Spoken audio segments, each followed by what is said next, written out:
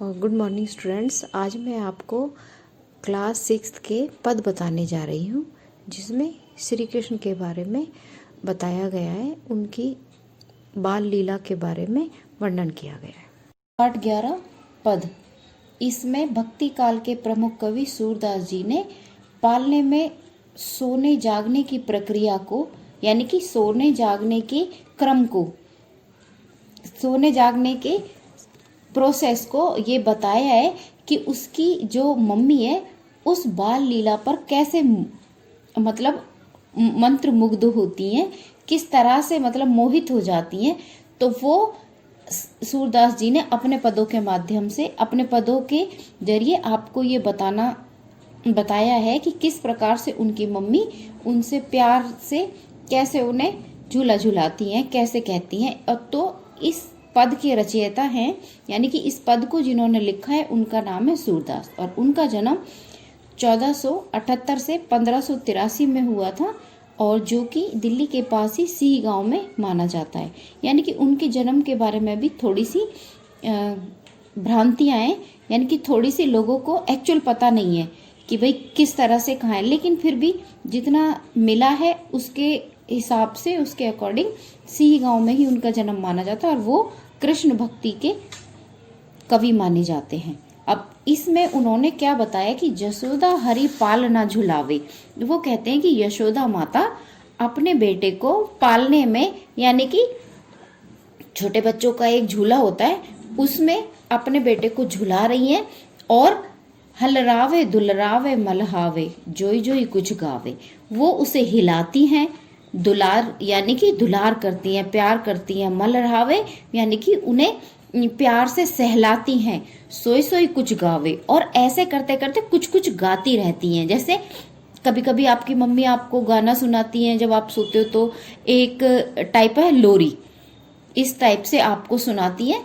तो वैसे ही वो कहती हैं कि मेरे लाल को आओ निदरिया काहे ना आनी सुनावे। तो वो कहती हैं कि मेरे बेटे को नींद आ जाए, यानी कि निंदिया आ जाए, निदरिया माने नींद, निंदिया आ जाए, काहे ना आनी सुवावे, कि तुम आकर नींद को, वो कहती है कि तुम आकर मेरे बेटे को क्यों नहीं सुलाती हो, वो बहुत परेशान हो रहा है, सोने के लिए बेचैन हो रहा है। तो यानी कि वो उसे प्यार से लोरी गाकर सुलाती है और कहती है कि तू काहे नहीं बेगाही आवे, तो को काना बुलावे। वो नींद से कहती है कि तू कि बेगानों की तरह, यानी कि जल्दी से क्यों नहीं आ रही है, तू जल्दी से आजा। भगवान श्री कृष्ण ने उनको सुला के चली जाओ, यानी कि उनको सुला दो। नींद को वो कहती है कबो पलक हरि मूंद लेत और कबू अदर फरकाबे। अब भगवान क्या करते हैं कि कभी तो आंखें, जैसे छोटे बच्चों को कभी आपने देखा होगा, कभी कभी आंखें बंद कर लेते हैं सोते सोते, कभी कभी वो आंखें खोल लेते हैं, यानी कि उसी तरह से उनको नींद आती है। धीरे धीरे धीरे धीरे करके वो सोने लग जाते हैं। यानी कि उनकी मम्मी जब वो गाना गाती हैं, जब वो लोरी सुनाती हैं, तो वो कहती है कि कभी तो भगवान, सूरदास जी व्याख्या करते हुए, सूरदास जी उनके बारे में बताते हुए कहते हैं कि कभी तो भगवान आंखें अपनी बंद कर लेते हैं, और कभी होठों को कुछ ऐसे कहते हैं ना, छोटे बच्चों को कभी आपने देखा होगा कि कुछ कुछ बोलते रहते हैं, लेकिन उसमें साउंड नहीं होती है, वो कुछ कुछ होठों को हिलाते रहते हैं। तो सोवत जानी मौन है के रहिए, करी करी सहन बतावे। अब उसकी मम्मी ये समझती है कि ये सो गया मेरा बेटा, तो सो के तो वो चुप हो जाती हैं। तो ऐसा लगता है कि भगवान ने जब आंखें बंद कर ली तो उनकी मम्मी ये समझती है कि ये सो गया है, फिर वो शांत हो जाती है ताकि मेरा बेटा, मेरा कृष्ण परेशान ना हो। तो इति अंतर अकुलाई उठे। अभी इतने में ही भगवान, यानी कि कृष्ण, जो कि छोटे बच्चे हैं, वो क्या करते हैं कि सो जाते हैं। अब उसमें ऐसे मतलब परेशान हो जाते हैं, एकदम अगड़ाई सी लेके ना वो जग के बेचैन हो जाते हैं। क्या उन्हें लगता है कि मेरी मम्मी ने गाना बंद कर दिया है।